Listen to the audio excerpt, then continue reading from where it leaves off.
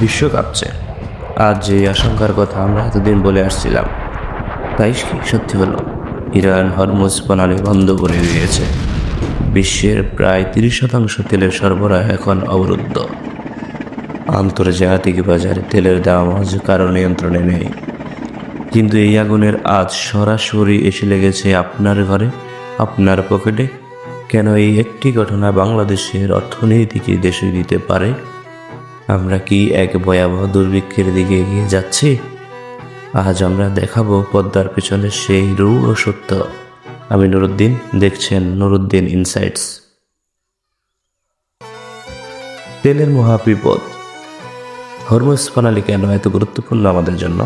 আমাদের জন্য না, হরমুজ প্রণালী প্রায় সারা বিশ্বের জন্য অনেক গুরুত্বপূর্ণ। এটি পারস্য উপমহাসাগরের সেই সৌরমুখ যা দিয়ে প্রতিদিন প্রায় 2,10,00,000 ব্যারেল তেল পরিবহন হয়। ইরান এটি বন্ধ করার মানে হলো বিশ্বের জ্বালানি সরবরাহের দমনি কেটে দেওয়া।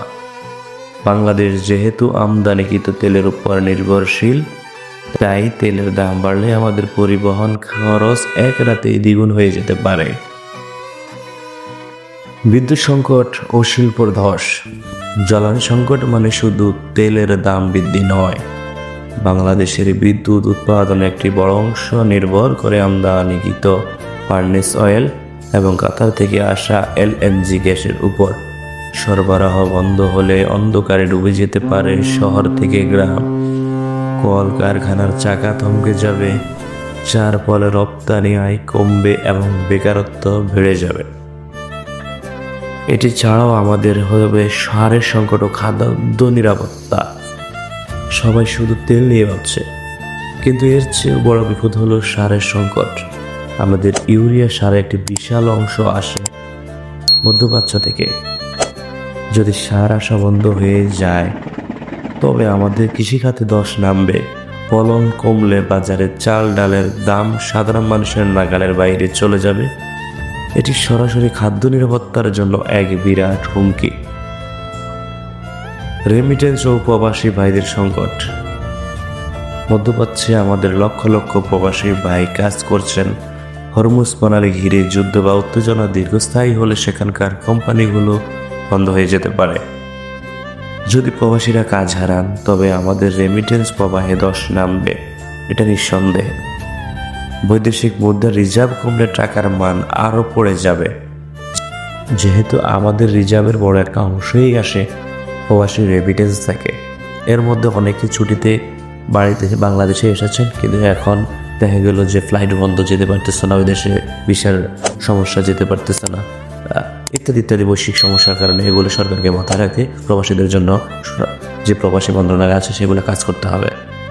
আমাদের আরও একটি সমস্যা আছে পরিবহন খাতে দীর্ঘদিনের চাঁদাবাজি।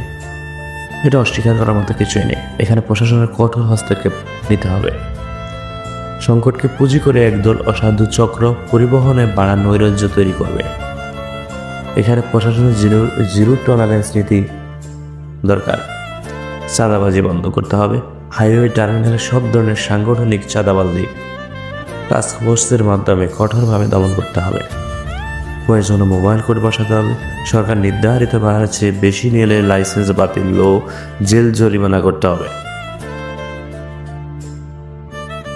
বাংলাদেশ সরকারের বিকল্প কৌশল কিছু নিতে হবে। সরকারের সামনে এখন মোটামুটি 3টি বড় বিকল্প আছে বলে আমার মনে হচ্ছে। বিশেষ করে রাশিয়ার মতো দেশগুলো থেকে সরাসরি তেল আমদানি করা কার্যকর হতে হবে। যেহেতু ইন্ডিয়ার সাথে, আমাদের পার্শ্ববর্তী রাষ্ট্র ইন্ডিয়ার সাথে রাশিয়ার তেলের একটা চুক্তি ছিল, মাঝখান দিয়ে যুক্তরাষ্ট্র ইন্ডিয়াকে চাপ দিয়েছিল যাতে রাশিয়া থেকে তেল আমদানি না করে। কিন্তু এই যে এখন মধ্যপ্রাচ্যের সাথে যে যুক্তরাষ্ট্রের যে যুদ্ধ, এই যুদ্ধ বাজানোর সময় ভারত মহাসাগর ব্যবহার করার চুক্তিতেই ইউএসকে নির্দেশনা দিয়েছে যে সে আপাততভাবে রাশিয়া থেকে তেল আমদানি করতে পারে। আমরা চাইলে আমরা একই রকমভাবে পদক্ষেপ নিতে পারি।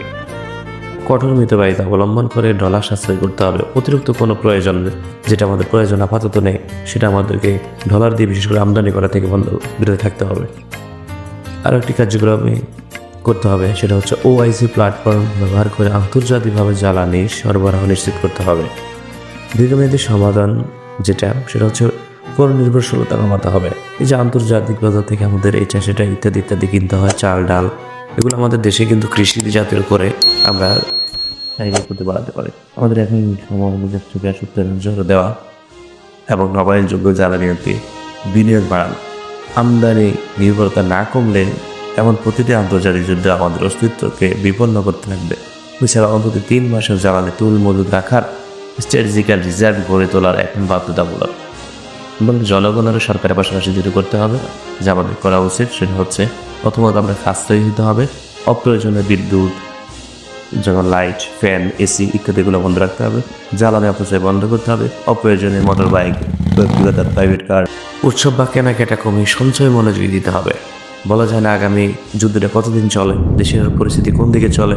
আমার অর্থনীতিকে আমি যদি সাশ্রয়ী এখন যদি না হয়, পরবর্তীতে দেখা গেলে এটা বিরাট ঝামেলায় পড়ে যাব। জন্য খাবারের অপচয় শূন্য নামাতে হবে, অন্যরকম খাবার অপচয় করতে হবে না। অপ্রয়োজনীয় কোনো কিছু প্রয়োজন আমাদের আপাতত এগুলো থেকে বিরত থাকতে হবে। আতঙ্কে মজুত না করা, যে গুজবে কান না দিয়ে আমাদেরকে অতিরিক্ত পণ্য মজুত করা থেকে বিরত থাকতে হবে। সর্বশেষ, পরিস্থিতি অত্যন্ত জটিল। ভূরাজনৈতিক এইখানে বাংলাদেশ আজ এক কঠিন অগ্নি পরীক্ষার মুখে। সরকার ও জনগণ কি পারবে একজোট হয়ে এই সুনামি সামলাতে? আপনার মতামত নিচে কমেন্টে জানান। ভিডিওটি শেয়ার করে সবাইকে সচেতন করুন। আমি নুরুদ্দিন আজ এখানে বিদায় নিচ্ছি। লাভ।